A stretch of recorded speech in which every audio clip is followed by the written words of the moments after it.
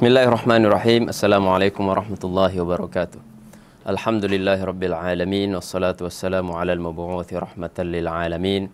Wa ala alihi wa sahbihi wa tabi'ihim bi ihsanin ila yaumiddin, amma ba'd. Fasubhanaka la ilma lana illa ma 'allamtana innaka antal alimul hakim. Rabbi shrah li sadri wa yassir li amri wahlul 'uqdatam min lisani yafqahu qawli. Para sahabat dakwah Muhammadiyah dimanapun berada, alhamdulillah kembali kita bertemu pada kesempatan kali ini dengan saya Hanif Fahmi LCMA dalam rangka melanjutkan kajian kita, kajian ilmu hadis yang mana telah kita mulai di pertemuan-pertemuan sebelumnya.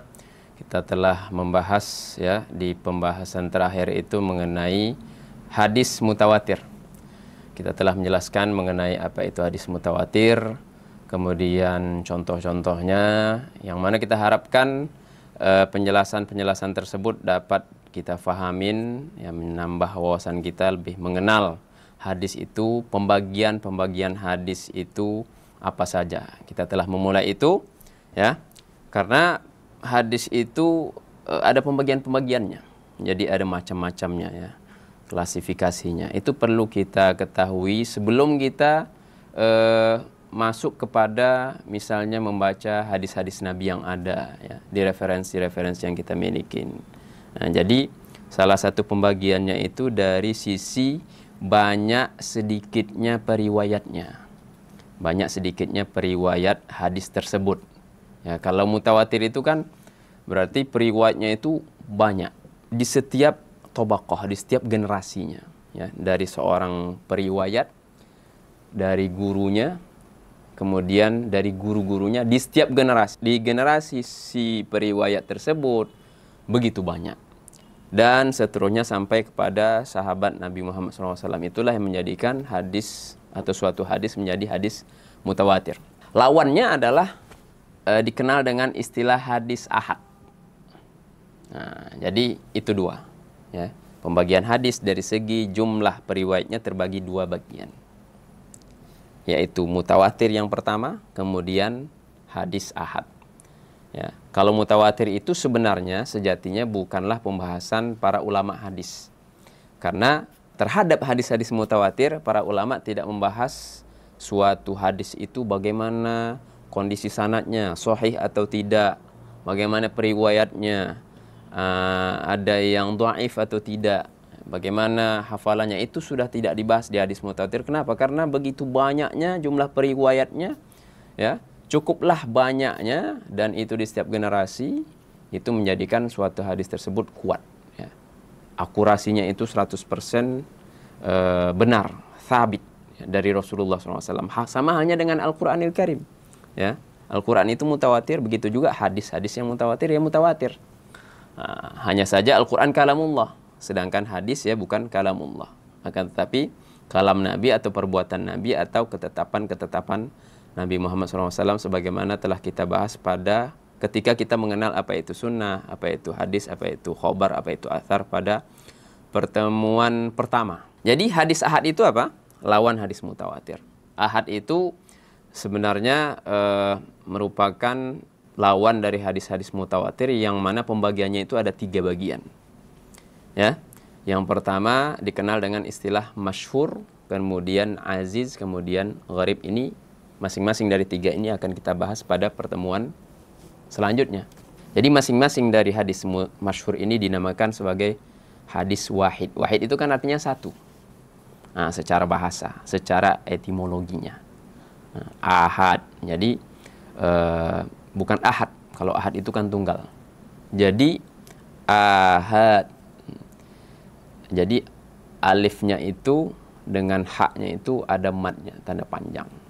Jamak dari ahadun, yaitu satu, satu, satu.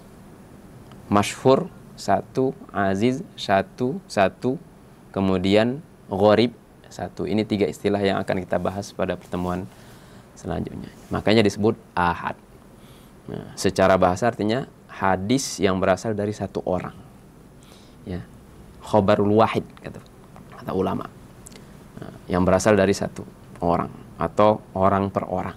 Adapun secara terminologinya yaitu suatu hadis, ya, hadis ahad itu hadis yang mana diriwayatkan oleh beberapa periwayat, tapi jumlahnya itu nggak sampai kepada jumlah hadis yang mutawatir, nggak rame, ya, satu orang atau dua orang, ya. Hanya satu sahabat yang meriwayatkan dari Nabi, seperti hadis innamal a'malu binniyat, sering saya contohkan ini, ya.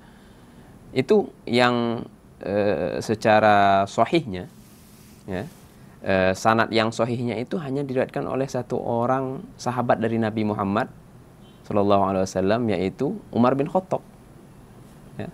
Hanya dari beliaulah kita dapati hadis ini dengan yang kualitasnya itu sahih, valid. Nah, ini termasuk berarti ahad, ya kan? Begitu juga misalnya hadis-hadis yang berkaitan dengan keutamaan Al-Quran. Khairukum man ta'allama al-Qur'ana wa 'allamah. Sebaik-baik kalian yang mempelajari Al-Quran dan mengajarkannya. Ya, banyak itu hadis-hadis dari Utsman bin Affan, keutamaan Al-Quran. Ya. Memang bukan hanya beliau, tapi hanya beberapa orang, ya, 2 atau 3, tapi nggak sampai mutawatir. Nah, begitu juga mayoritas hadis-hadis Nabi adalah ahad, ya. Periwayatnya yang meriwayatkan dari Nabi Muhammad SAW itu tidak sampai jumlahnya itu puluhan, seperti hadis mengangkat tangan ketika berdoa, ya, seperti hadis al-haud, ya, telaga Nabi Muhammad SAW, ya, hadis syafa'ah, banyak daripada hadis-hadis akidah, tidak sampai seperti itu. Jadi kebanyakan hadis Nabi itu adalah disebut dengan hadis ahad, ya. Yaitu kalau tidak masyhur, aziz, ya, 3, 4, 5, 6 orang, ya, jadi di bawah mutawatir, maka disebut dengan hadis ahad. Itulah yang disebut dengan hadis ahad, ya.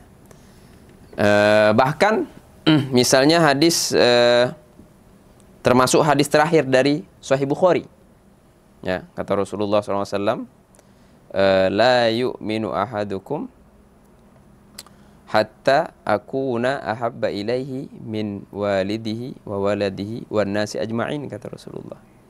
Ya, ada hadis satu lagi, itu hadis yang terakhir di Sahih Bukhari, kalimatani khafifatani 'alal lisan, kata Rasulullah. Ada 2 kalimat yang ringan di lisan, thaqilatani fil mizan, tapi timbangannya, beratnya itu berat, ya. Lisan mengucapkannya ringan, tapi kalau ditimbang berat. Habibatani ilar rahman, disukai, dicintai oleh ar-Rahman, yaitu Allah Subhanahu wa taala. Subhanallahi wa bihamdihi, subhanallahil azim. Ini adalah hadis ahad. Periwayatnya dari Nabi Muhammad, ya, hanya beberapa orang, tapi sahih. Jadi ketika suatu hadis itu dinamakan hadis ahad, tidak maknanya, tidak berarti hadis tersebut dhaif, ya. Tidak berarti hadis itu dhaif, tertolak, tidak. Jadi tidak ada konsekuensi itu, ya. Tidak ada kelaziman itu, ya. Karena memang kebanyakan hadis Nabi Muhammad SAW adalah hadis-hadis ahad, makanya para ulama, ya, mencari, meneliti sanadnya, karena dia ahad, ya. Baik itu di Sahih Bukhari atau Sahih Muslim, yang mana 2 kitab yang memang para penulisnya itu konsisten, tidaklah menghimpun di 2 kitab ini melainkan hadis-hadis sahih. Banyak di situ hadis-hadis ahad. Jadi bukanlah hadis yang bermasalah. Bahkan dalam hal akidah sekalipun, ya, termasuk kita di Muhammadiyah, tidak ada secara perserikatan secara resmi dari tarjih, misalnya, apakah ada ketentuan khusus hadis yang berkaitan dengan akidah harus hadis mutawatir atau bisa hadis ahad? Tidak ada. Adapun dari beberapa individu dari tokoh Muhammadiyah ada, tapi secara resmi dari tarjih, ya, sependek pengetahuan saya belum ada. Nggak tahu mungkin hari ini, tapi yang saya pernah tahu itu belum ada secara resmi sikap tertentu. Sehingga ketika ada seseorang yang mengingkari beberapa hadis Nabi yang berkaitan dengan akidah, kalau itu hadisnya mutawatir, Seperti hadis-hadis yang berkaitan dengan rukun iman, ya, beriman kepada Allah. Jangankan hadis, itu sudah di Al-Quran. Nah, jadi dia menjadi rukun iman itu sebenarnya ke-6-6-nya. Rukun iman yang 6 itu sudah wajib diimanin berdasarkan Al-Quran, bukan dengan hadis. Ya, ketika seorang mengingkarin sesuatu yang datang dari Al-Quran dan gamblang, ya makanya dia tidak beriman sebenarnya, alias kafir kan. Begitu juga rukun-rukun Islam. Katanya nggak ada dalil yang mewajibkan puasa Ramadan. Ya, nggak usah dicari di hadis. Ya, kutiba alaikumusiyam, meskipun redaksinya as-siyam itu kan ada alif lam. Ya, siyam yang ma'hud, yang kita ketahui bersama, yaitu siyam Ramadan. Ada Al-Quran. Ketika dia ingkarin nggak wajib puasa, ya kafir. Begitu juga zakat dan seterusnya. Makanya Abu Bakar Siddiq ketika menjadi khalifah, di antara program kerja pertamanya itu memerangin mereka-mereka yang murtad ketika menganggap zakat itu nggak wajib. Bukan malas-malasan ya, tapi mereka punya keyakinan zakat itu nggak wajib. Makanya diperangin oleh Abu Bakar As-Siddiq, artinya darah mereka halal. Berbeda kalau memang dia, ya kalau tidak sanggup jelas. Karena di antara syarat zakat mal ya kan, ketika syarat-syaratnya terpenuhi. Ini tidak, mereka ya dihadapin oleh Abu Bakar Siddiq karena mereka menganggap zakat itu tidak wajib. Nah, jadi yang mengingkari hadis-hadis mutawatir, ya Al-Quran jelas tidak beriman. Tapi yang mengingkari hadis-hadis ahad misalnya, ya kalau dia ini tentunya tercela. Nah, tapi kita tidak bisa dengan mudah mengkafirkannya. Ya, beberapa hadis tertentu. Berbeda dengan ketika dia menganggap hadis sahih ini bagi dia dhaif. Ya, karena masalah mensahihkan hadis, mendhaifkan hadis adalah permasalahan yang kontroversi di kalangan ulama. Ya.